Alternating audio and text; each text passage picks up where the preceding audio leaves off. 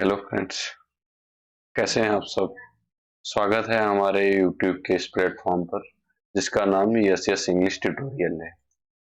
आज इस वीडियो में बहुत ही इंटरेस्टिंग टॉपिक लेकर आया हूँ। रोमियो एंड जूलियट एक लव ट्रेजेडी है। ये खास करके उन लोगों को पसंद आने वाली है जो लव ट्रेजेडी को देखना पसंद करते हैं। तो आइए शुरू करते हैं रोमियो एंड जूलियट को। The play was written and performed in 1595 and first printed in the quarto of 1597। 1595 में लिखा जाता है, पब्लिश होता है 1597 में। सोर्स क्या है इस प्ले का? The tragical history of Arthur Brooke का रोमियस एंड जूलियट एक लव ट्रेजेडी है, वहीं से शेक्सपियर ने कंटेंट को लिया है। सेटिंग क्या है? बेरोना एंड मंटुआ। कैरेक्टर्स क्या है? प्रिंस स्कॉलर्स है, प्रिंस ऑफ बेरोना है, काउंट पेरिस है, किंग्समैन ऑफ प्रिंस है, ये इनके कोर्टियर हैं, बहुत ही रिच पर्सन है। मॉन्टेग क्या है? हेड ऑफ मॉन्टेग हैं, रोमियो के फादर कह सकते हैं आप। Lady Montague wife of Montague हैं, रोमियो की मदर हैं। रोमियो सन ऑफ मॉन्टेग है। बर्गोलियो का मॉन्टेग है, ये मॉन्टेग फैमिली का भतीजा है और रोमियो का कजिन। मर्क्यूसियो फ्रेंड ऑफ रोमियो, बहुत ही कॉन्फिडेंट है। Couplet the head of couplet है। जूलियट डॉटर ऑफ कपलेट है। टाइबाल्ट नेफ्यू है कपलेट फैमिली के। फ्रायर लॉरेंस है, कॉन्फिडेंट ऑफ रोमियो है। फ्रायर जॉन अमा सिंगर है। बाल्थाजार सर्वेंट ऑफ रोमियो है। रोजलिंड कपलेट जिसको जिसे रोमियो को शुरुआत में प्यार हुआ रहता है। फीचर्स को लास्ट में देखेंगे। आइए स्टोरी को बताते हैं हिंदी में। बिल्कुल बहुत ही इंटरेस्टिंग स्टोरी है, सारे कैरेक्टर्स को इसमें हम कवर कर लेंगे। कैरेक्टर्स के बारे में आप जान ही चुके हैं। डायरेक्ट स्टोरी पर आते हैं दोस्तों। स्टोरी शुरू होती है इटली के वेरोना नामक शहर से। यहाँ दो खानदानों में एक पुश्तैनी दुश्मनी चली आ रही, कपलेट और मॉन्टेग में। कपलेट फैमिली और मॉन्टेग फैमिली में। तो इन दोनों दुश्मनी पुश्तैनी दुश्मनी चली ही आ रही थी। तो इस प्ले की शुरुआत में इन दोनों फैमिलियों के जो सर्वेंट के बीच में एक लड़ाई हो जाती है। तब बेनवोलियो जो मॉन्टेग फैमिली का एक मेंबर है, जो मॉन्टेग फैमिली का भतीजा है, वो उस लड़ाई को रोकने का प्रयास करता है, लेकिन टाइबाल्ट जो है वो बेनवोलियो से लड़ने लगता है। टाइबाल्ट जो है बेनवोलियो से लड़ने लगता है, ये दोनों लड़ते रहते हैं। फाइनली प्रिंस के आने पर लड़ाई रुकती है। प्रिंस वहां पर वार्निंग देते हैं कि अगर दोबारा इस तरह की लड़ाई हुई तो दोनों फैमिलियों के लिए अच्छा नहीं होगा। अब मॉन्टेग तथा लेडी मॉन्टेग ने बेनवोलियो से पूछा कि जब लड़ाई हो रही थी तो उसमें हमारा रोमियो क्या कर रहा था। बेनवोलियो बताता है कि रोमियो आजकल खोया खोया रहता है, उसे पता नहीं कैसी बातें करता रहता है उल्टी सीधी। लगता है कि उसे किसी से अफेयर है। तो रोमियो ने बेनवोलियो को अपनी हालत के बारे में पहले ही बताई हुई थी कि उसे रोजलिन नामक लड़की से प्यार हो गया है, लेकिन वो एक तरफा प्यार है, वन साइड लव है। रोजलिन उसको प्यार नहीं करती, रोमियो उसे प्यार करता है। इस कहानी में दूसरी तरफ काउंट पेरिस है, जो जूलियट उससे बहुत प्यार करते हैं, जूलियट को चाहते हैं। वो जाते हैं कपलेट फैमिली में, मिस्टर कपलेट से कहते हैं कि हमें तुम्हारी इकलौती बेटी जूलियट से प्यार हो गया, हम उससे शादी करना चाहते हैं। तो कपलेट कहते हैं कि सर अभी जूलियट की एज मात्र 13 ईयर है, थोड़ा आप इंतजार करिए। हाँ, आज हमारी फैमिली में एक दावत है रात में, आप वहाँ आइए, आज जूलियट से आपको मिलवा दिया जाएगा। जूलियट भी आपको देखकर खुश हो जाएगी। वहीं कपलेट फैमिली का एक मेंबर है जो रात में जो दावत होने वाली है, किन किन मेहमानों को इनवाइट करना है, उसकी एक लिस्ट लेकर घूम रहा है। लेकिन प्रॉब्लम उसके साथ यह है कि वो बेचारा पढ़ा लिखा नहीं है।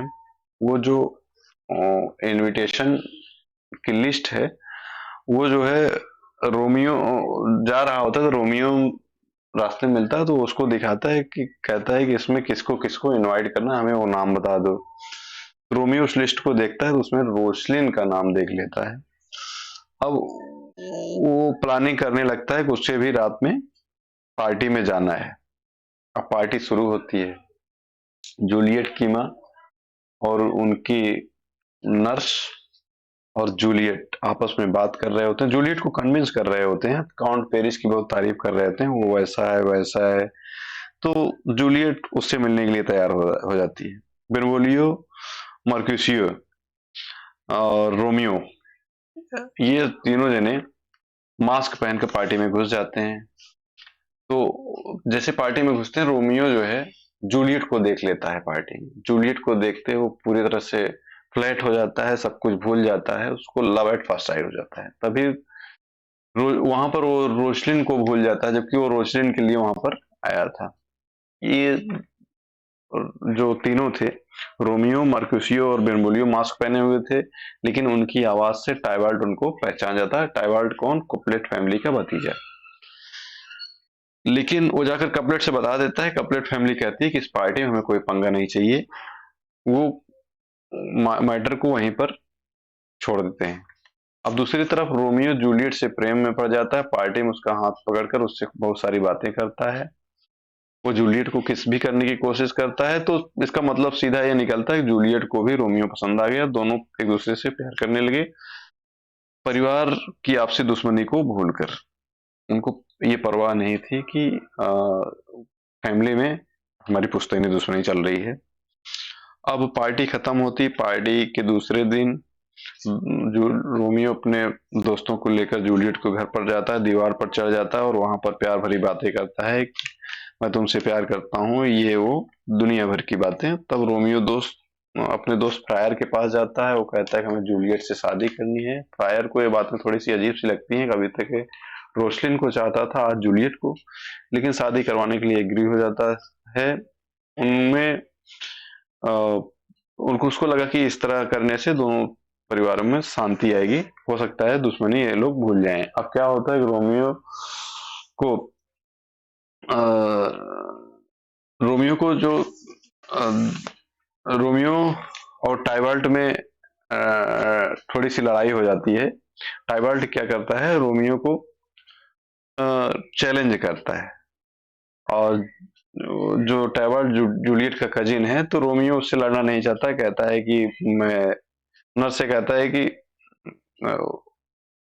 वो रोमियो नर्स से कहता है कि तुम जूलियट को इस जगह पर भेज देना, मैं उसका इंतजार करूंगा, हम दोनों शादी करेंगे। रोमियो को के कहने पर, उसके द्वारा बताए हुए स्थान पर जूलियट वहां पहुंच जाती है। फ्रायर लॉरेंस दोनों की शादी करवा देते हैं। अब दोस्तों, टाइबर्ट ने रोमियो को ढूंढ लिया।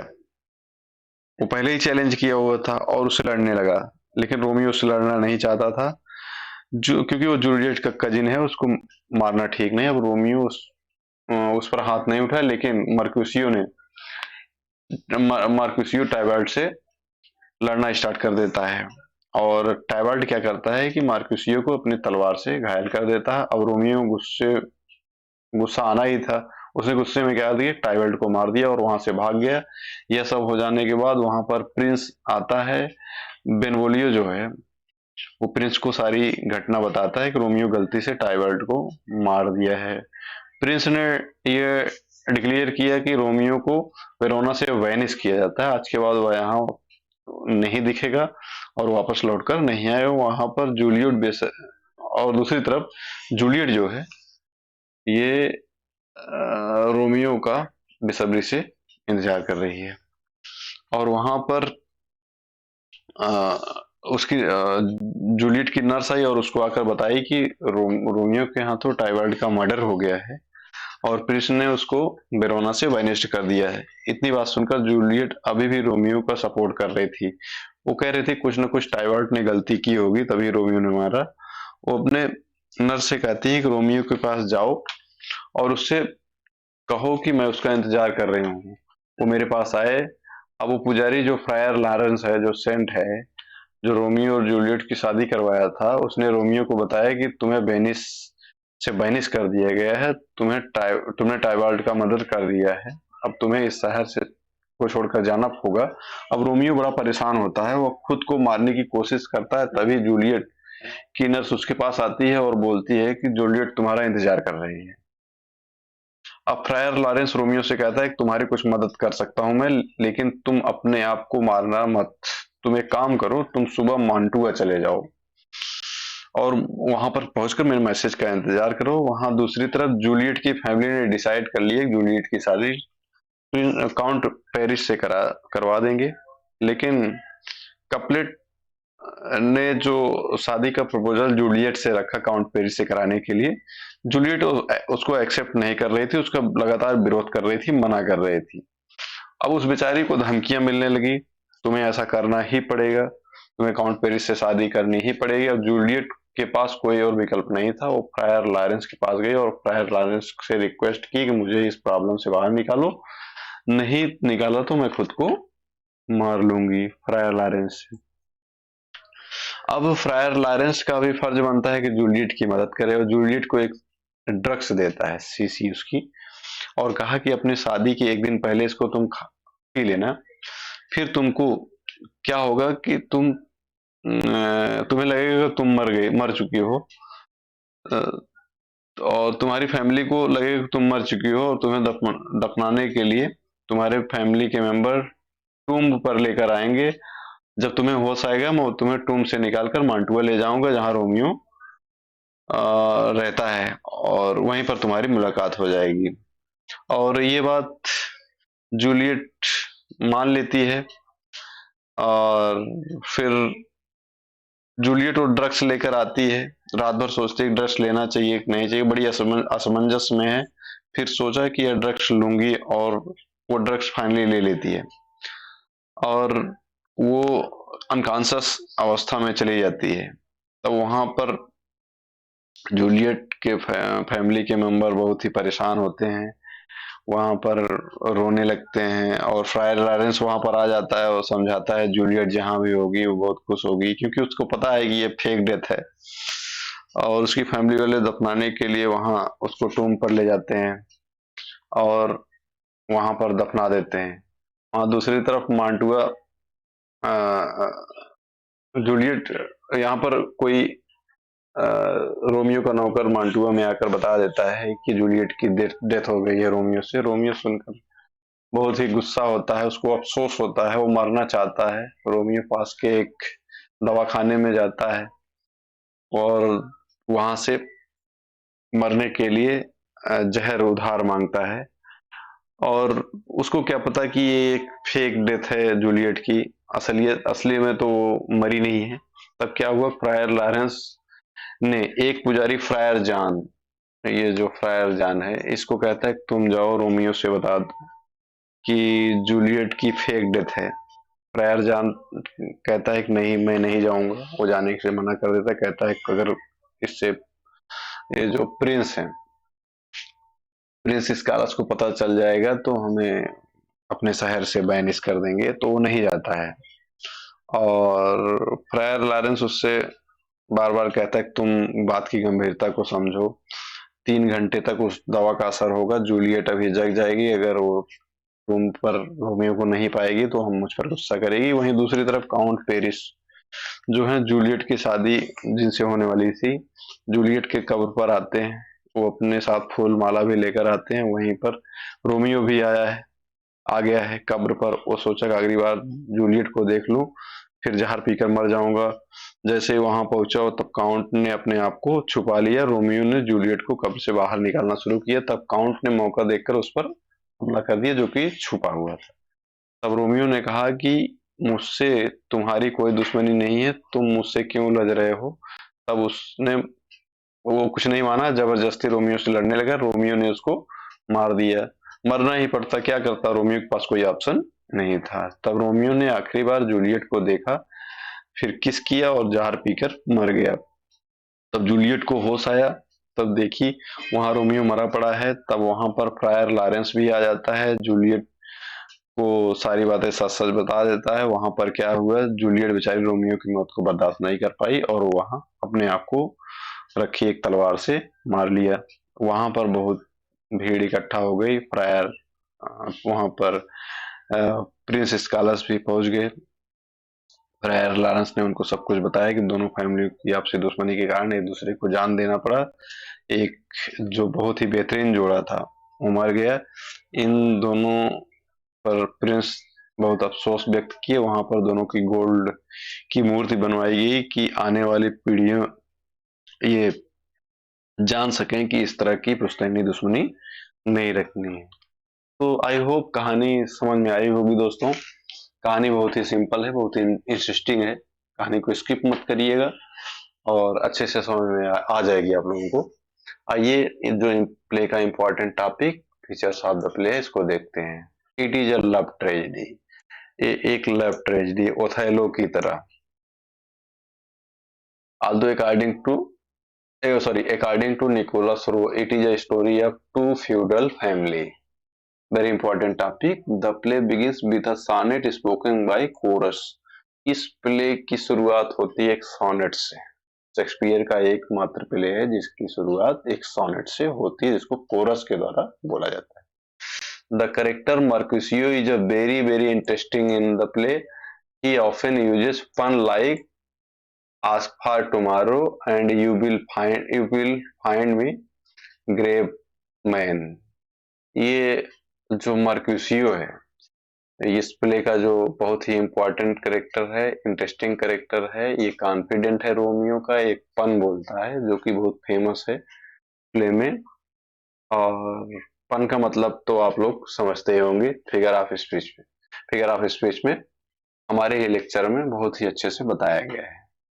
Pun means play on word, play upon words.